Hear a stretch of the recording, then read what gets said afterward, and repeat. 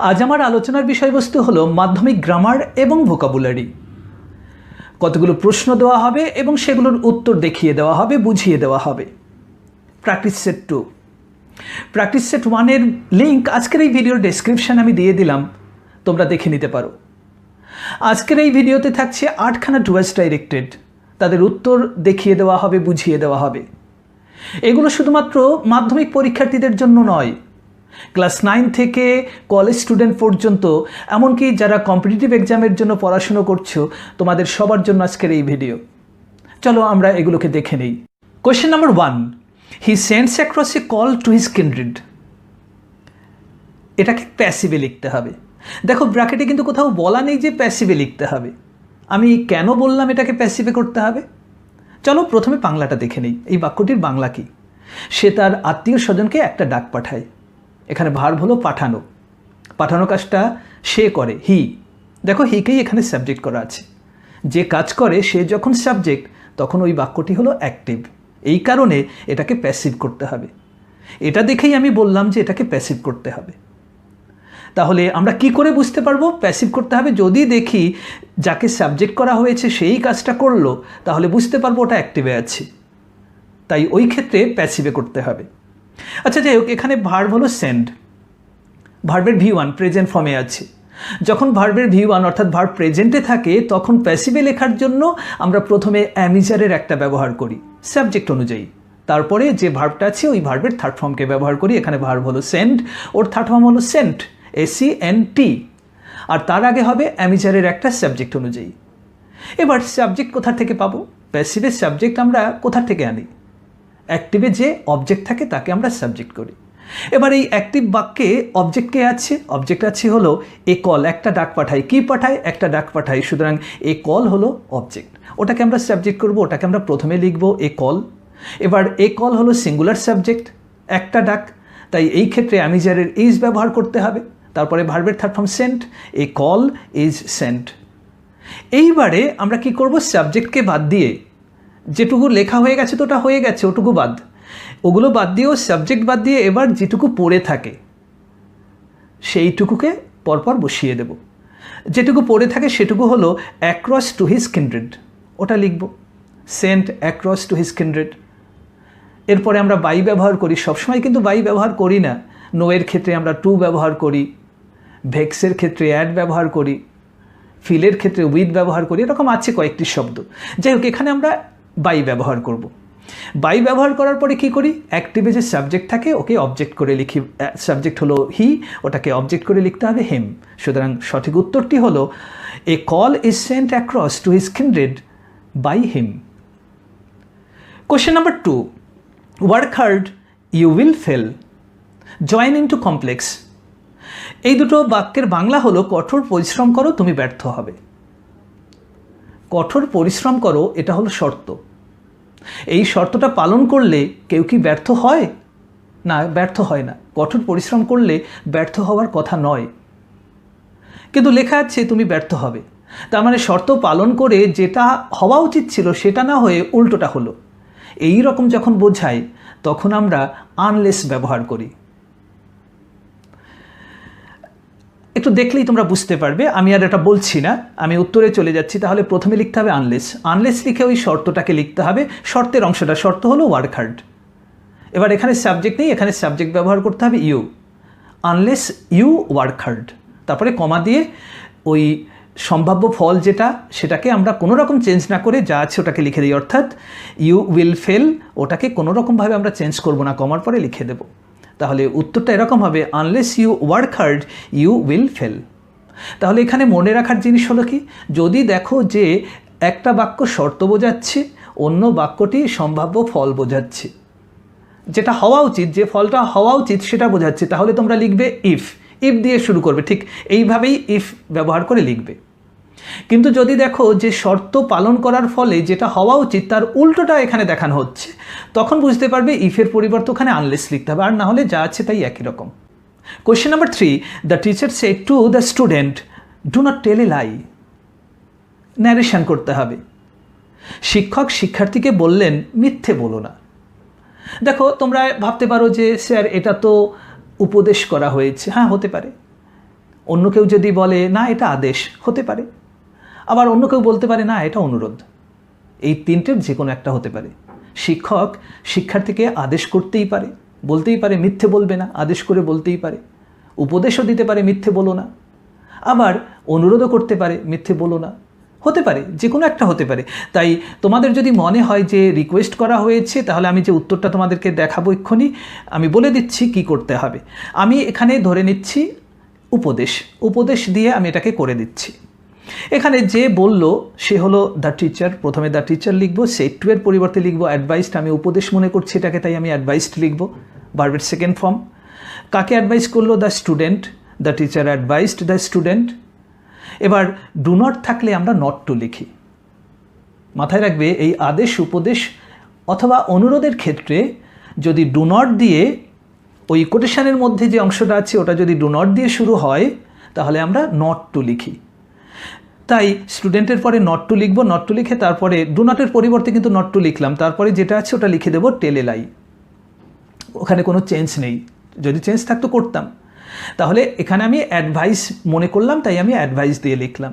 এবার তুমি যদি মনে করতে যে না এটা অনুরোধ, তাহলে অ্যাডভাইসডের জায়গাতে রিকোয়েস্টেড লিখলেই হতো, আর কোনো চেঞ্জ নেই, ওই একই রকম হবে। আবার অন্য কেউ যদি মনে করে যে না এটা আসলে আদেশ হবে, তাহলে ওই অ্যাডভাইসড শব্দটির জায়গায় অর্ডার্ড ইডি লিখলেই হতো, আর কোনো চেঞ্জ করার দরকার হতো না। Question number 4, I believe everything will be all right. Bimal said, এটাকেও ন্যারেশন করতে হবে। বিমল বলল আমি বিশ্বাস করি যে সব কিছু ঠিক হয়ে যাবে। এখানে যে বলল সে হলো বিমল, বিমল প্রথমে আসবে, তারপরে লিখব বিমল বলল, বিমল সেড। এখানে টোল্ড হবে না, যাকে বলল সে যদি থাকে তখন আমরা টোল্ড লিখি, যাকে বলা হলো সে যদি না থাকে তাহলে আমরা সেড লিখি। বিমল সেড দ্যাট, এরপরে দ্যাট হবে। বিমল সেড দ্যাট, এরপরে আই বিলিভ, আমি বিশ্বাস করি। বিমল বলল আমি বিশ্বাস করি, তাহলে বিশ্বাসটা কে করে? বিমল করে। তাই আই আসলে এখানে বিমল, হি, তাই আইয়ের পরিবর্তে ওখানে দ্যাটের পরে হি লিখতে হবে। এবার বিলিভ হলো ভার্বের V1, যখন ভার্বের V1 থাকে ন্যারেশনে, আমরা তখন ভার্বের V1কে V2তে পরিবর্তন করি, আর যদি V2 থাকে তাহলে হ্যাড লিখে ভার্বের থার্ড ফর্ম লিখি। এখানে বিলিভ হলো ভার্বের V1, এটাকে সেকেন্ড ফর্মে লিখব বিলিভড। তাহলে Bimal said that he believed. এরপরে এভরিথিং লিখব এভরিথিং। উইল বি আরও একটা নতুন ভার্ব, উইল বিটাও কিন্তু এখানে মেইন ভার্ব, দুটো অংশ এখানে আলাদা আছে। একটা অংশ হলো আই বিলিভ, আর একটা অংশ হলো everything will be all right.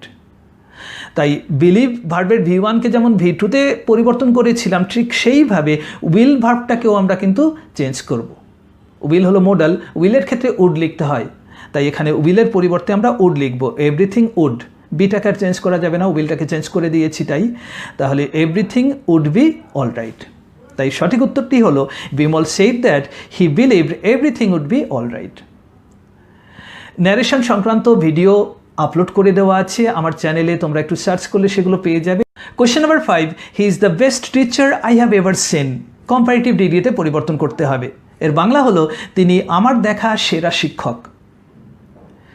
প্রশ্নে দি বেস্ট লেখা আছে, সুপারলেটিভ ডিগ্রি।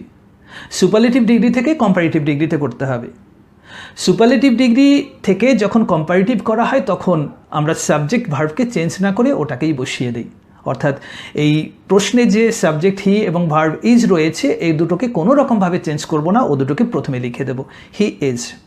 এরপরে বেস্টের কম্পারেটিভ হলো বেটার, তাই কম্পারেটিভ ডিগ্রিটি লিখতে হবে হি ইজ বেটার।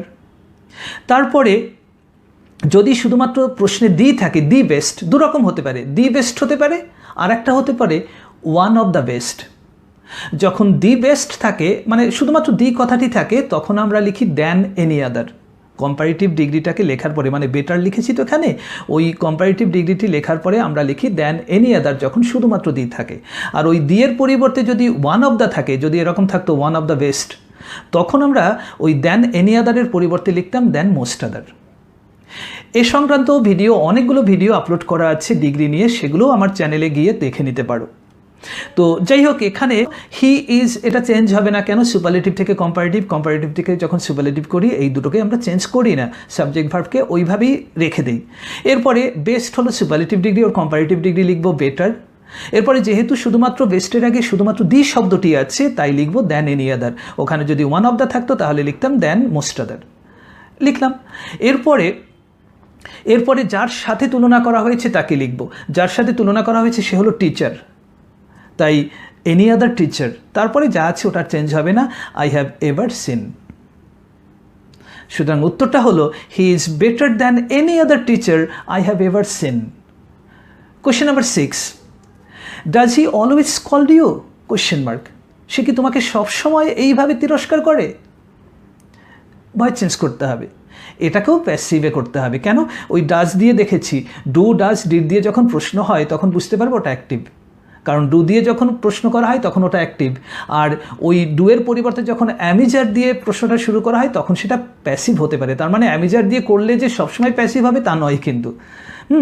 তো ডু ডাজ ডিড দিয়ে প্রশ্ন দেখলে তোমরা বুঝতে পারো যে এটা অ্যাক্টিভ, কোনো সন্দেহ নেই, মানে আর কোনো দ্বিতীয় রকম ভাবনা চিন্তা করার দরকার নেই। যাই হোক, এখানে ডাজ দিয়ে প্রশ্ন হয়েছে, এটা অ্যাক্টিভ।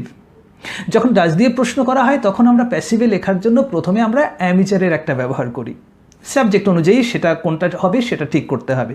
যাই হোক, এখানে অবজেক্ট কে আছে? অবজেক্ট হলো ইউ, তোমাকে। কাকে বকে? তোমাকে। কাকে তিরস্কার করে? তোমাকে তিরস্কার করে। সুতরাং তুমি, ইউ, ওটা হলো অবজেক্ট। ওই অবজেক্টকে আমরা সাবজেক্ট করি, এটা আমি একটু আগেও বলেছি। তো যাই হোক, ইউ হবে সাবজেক্ট, কিন্তু যেহেতু প্রশ্ন করা হয়েছে তাই ইউকে আমরা একদম প্রথমে লিখতে পারবো না। অ্যামিজারের যেটা হবে সেটাকে প্রথমে লিখতে হবে। ইউর ক্ষেত্রে আর হয়, তাই প্রথমে আর, তারপরে ইউ। ইউটা দ্বিতীয় পজিশনে চলে গেল কেন? কারণ প্রশ্ন করা হয়েছে। যদি এটা প্রশ্ন না করে বর্ণনামূলক হতো তাহলে লিখতাম ইউ আর, আর যেহেতু প্রশ্ন করা হয়েছে তাই লিখব আর ইউ। যাই হোক, আর ইউ। এরপরে ভার্বের থার্ড ফর্ম। এখানে ভার্ব হলো স্কল্ড, স্কল্ডের থার্ড ফর্ম হলো স্কল্ডেড। Are you স্কল্ডেড। এবার যেহেতু অলওয়েজ কথাটা রয়েছে ওখানে, অলওয়েজ স্কল্ডেড লিখে দেবো। Are you always scolded. তারপরে বাই লিখতে হবে, কারণ আর কোনো বাকি অংশ কিছু নেই। বাই লিখে এখানেও হি সাবজেক্ট, হি সাবজেক্ট, ওটাকে অবজেক্ট করবো, হেম লিখবো, by him, question mark. Question number 7, Delhi is the capital of India. It is situated on the bank of Yamuna. Join into a complex sentence. দুটো সেন্টেন্সকে কমপ্লেক্সে যোগ করতে হবে। এই দুটো সেন্টেন্সের মানে হলো, দিল্লি ভারতের রাজধানী, এটা যমুনার তীরে অবস্থিত। এই দুটো বাংলাকে যদি তুমি একটু ভালো করে খেয়াল করো তাহলে দেখতে পাবে দুটো বাক্যের মধ্যে কিন্তু একই প্লেসের কথা বলা আছে, একই স্থানের কথা বলা আছে। প্রথম লাইনের দিল্লি আর দ্বিতীয় লাইনের এটা যমুনার তীরে অবস্থিত, এটা বলতে কিন্তু দিল্লিকেই বোঝানো হচ্ছে। তার মানে দুটো লাইনেই একই স্থানের কথা উল্লেখ করা আছে। তো এরকম যখন পেয়ে যাবে দুটো লাইনে, যখন দেখবে একই ব্যক্তি বা একই বস্তু বা একই স্থান রয়েছে, তখন কিন্তু খুব সহজেই সেটাকে কমপ্লেক্স করে দিতে পারবে রিলেটিভ ক্লজ ব্যবহার করে। আমরা এখানে রিলেটিভ ক্লজ ব্যবহার করব। সেটা কিভাবে করব? এই যে একই স্থান রয়েছে দুটো লাইনের মধ্যে, দিল্লি এবং ইট, দিল্লি এবং ইট, এই দুটো আসলে তো একই স্থানকে বোঝাচ্ছে। ওই ইট মানে হলো এটা, এটার পরিবর্তে আমি ভেবে নেব যেটা। এরকমই হয়, এটা থেকে যেটা, সে থেকে যে, তার থেকে যার, তাকে থেকে যাকে, এইভাবে চেঞ্জগুলো আমরা করি রিলেটিভ ক্লজের ক্ষেত্রে। তো এটা এর পরিবর্তে আমরা ভেবে নেব যেটা। এবার যেটার ইংলিশ হলো হুইচ। এই ইট শব্দটা উঠে যাবে, এর পরিবর্তে চলে আসবে হুইচ। কিন্তু এই শব্দটি ওই যেখানে ইট আছে ওখানে বসবে না। এটা কোথায় বসবে? ওই যে স্থানটি আছে দিল্লি, ঠিক দিল্লির পরে বসবে, অন্য কোথাও বসালে হবে না। অন্য কোথাও বসালে হবে না। ওই শব্দটিকে, ইটের পরিবর্তে যে শব্দটিকে পেলাম, ওই শব্দটিকে কিন্তু অবশ্যই দিল্লির পরে ব্যবহার করতে হবে। ধরে নাও রাম আছে একটা বাক্যে, অন্য একটা বাক্যে আছে হি। হি বলতে রামকে বোঝানো হচ্ছে, হি মানে হলো সে, সের পরিবর্তে যে ইংলিশ হলো হু।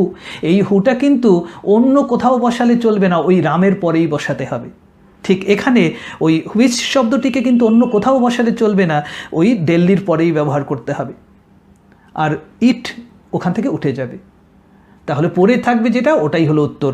দেখো তাহলে উত্তরটা, Delhi which is the capital of India is situated on the bank of Yamuna. Question number 8. He said to me, I went to the theater last night. Narration করতে হবে। এর বাংলা হলো, সে আমাকে বলল আমি গত রাতে থিয়েটারে গিয়েছিলাম।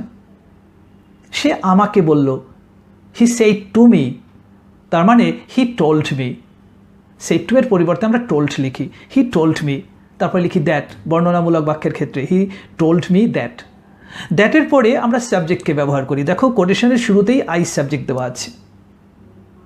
এবার আইটাকে লিখলে কিন্তু চলবে না, আগে বুঝে নিতে হবে আই বলতে কে। সবসময় মাথায় রাখতে হবে এই আই শব্দটা সে যে কথাটা বলেছে।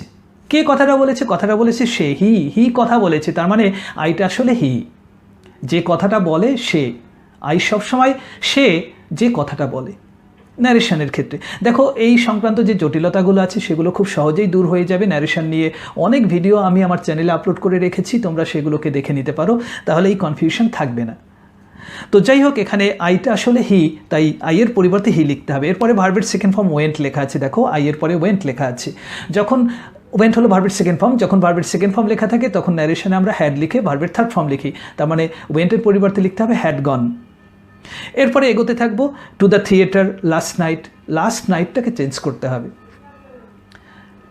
ইয়েস্টারডে যখন লেখা থাকে আমরা লিখি দ্য প্রিভিয়াস ডে, সেরকম লাস্ট নাইট লেখা থাকলে লিখতে হবে the previous night. Last day the previous day, last month the previous month, last year the previous year. এইভাবে লাস্ট শব্দটাকে দ্য প্রিভিয়াসে আমরা পরিবর্তন করি। তাহলে লাস্ট নাইটের পরিবর্তে লিখব দ্য প্রিভিয়াস নাইট। তাই উত্তরটা হলো he told me that he had gone to the theatre the previous night. আজ আমি এখানেই শেষ করছি।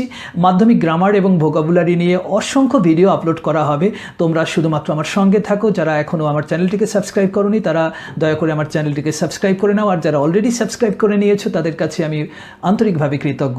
সুস্থ থেকো, ভালো থেকো।